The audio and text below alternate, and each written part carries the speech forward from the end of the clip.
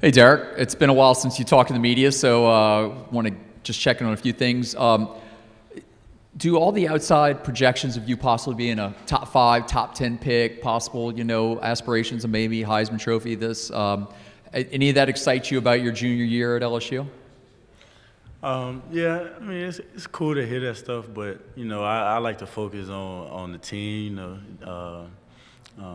and what we can do as a group. To your left here, second row. Hey, Derek, Jacques Doucet, WAFB TV in Baton Rouge. We're hearing a lot of good things about the interaction with the players and the coaches, that the team chemistry is a lot better than it was a year ago. Is that true? What can you share about that? Yeah, it definitely is. On the defense side of the ball, when Coach Jones walks in the room, he just gives us energy. We all, as a group, from the front line to the secondary, we're all hanging out, outside of football, interacting more, and it's showing on the field, and it's going to show this fall too. Stay here on the left front row. Derek, the noise about when you first came to LSU was you would spend your first 2 years on defense and then your third year, which is now playing both sides of the ball. How much of that is going to come to fruition, and will we see number 7B and wide receiver this year? Well, that just depends on what Coach O wants, and if he needs someone to do that, then we'll talk about it. To your right here, front row. Kind of going off that, maybe having a chance to play on the other side of the ball or not. From your perspective, what's the quarterback battle been like this year? You said the quarterback battle? The quarterback, yeah. They're both great. I'm proud of them both. They both work hard. They both work real hard. I'm excited to see how it all plays out. To your left over here, third row. Thank you, Greg. Derek, Ed Daniels from New Orleans. I know COVID had something to do with it last year, and there was a lot of opt-outs.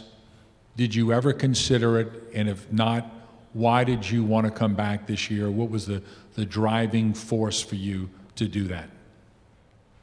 Did I ever consider opting out last year? Oh, no, I've always wanted to finish out the season strong. I never thought about leaving. I've always wanted to finish everything out good, To your right here, second row. Hey, Derek. Garland Gillen here again from Fox 8. How pumped are you that you're wearing the vaunted number 7 jersey for the LSU Tigers? I mean, some monster names in the past, some legends have worn that jersey. How excited are you about wearing that number? I'm very excited. It's something that I've always seen as a kid, the hype around it and what everybody did with the number. That's what I look forward to doing. I really want to leave a mark, Go back over here to your left, second row. Derek, can you just talk about being here today and doing this? You're a humble guy. You haven't done a ton of interviews in the past. What kind of made you take that step forward today? Anything they ask, I do it. I do it with a smile on my face, and I try to do it to the best that I can. Second row to your right. Hey, Derek. Mike Lucas, KXTV in College Station. What's the status of the rivalry with A&M? Do you guys look at them as a real rival, or is it still big brother, little brother kind of deal? I don't know. I go out there and I just play. I don't really feed into who's the rival and who's not. Over here to your left, front row again. Hey, Derek, this will be the third defense you've played in. You were under Dave Aranda, then Bo Pelini, now Durante Jones. How does he stick out compared to your first 2 seasons, and what do you think may be some similarities compared to what he may bring compared to what Dave Aranda taught you guys and coached you up to do?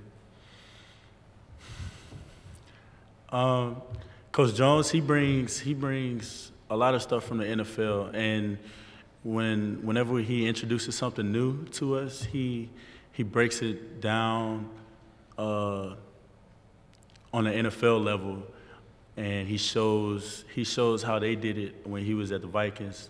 He shows clips from that, or he shows clips from the Bengals, and stuff like that. And when we see that, we're like, okay, we can do it. They're making it look simple, so we can go out there and do it too. But just also, how does that compare from your experiences with Bo Pelini and with Dave Aranda? Coach Pelini and Coach Aranda, they both had their own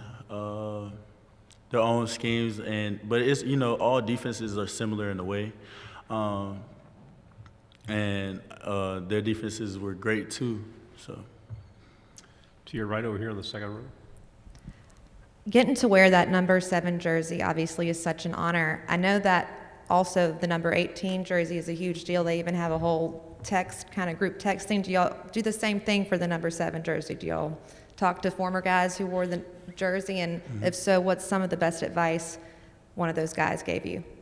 Yeah, I've talked to a couple of the previous 7s, but with Tyrann Mathieu, I asked him how to be the perfect leader, and there is no perfect way. It's just however you feel it needs to be. Like me, I'm a quiet guy, so he told me, he was like, you don't always have to go out there and scream and yell and be this rah-rah guy. Like when you speak, like people are gonna listen, and I took that and. You know, I started noticing whenever I had something to say, people would listen, and I didn't think I had that kind of power at all. Like, I just thought I was just a normal guy, just like everything else, you know. Stay over here on your right, second row. Derek, with all this new NIL stuff, I know you were one of the few guys who immediately capitalized on it. With you and maybe any of your teammates, what are you guys looking for when NIL deals pop up? Because I'm sure they're coming, you know, by the boatloads. And why was it important for you to ink one with Louisiana sports bar chain Walk-Ons? Well, everyone has their own wants and needs. It's just like everything else. You're gonna go and you're gonna listen to what benefits you.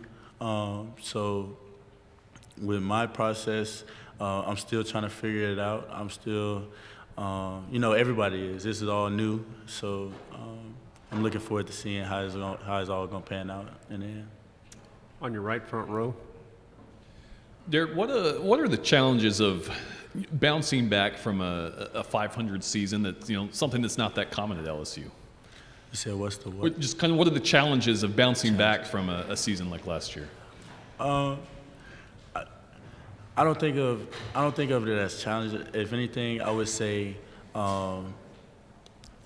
it's motivation, and it gives everyone on the team a chip on their shoulder, because we want to be one of the top teams like we usually are every year, and that's what we're coming back to do this year. Derek, thank you very much for spending time with us. Yep, thank you. Alabama has a record number of open jobs. Find yours at your local career center.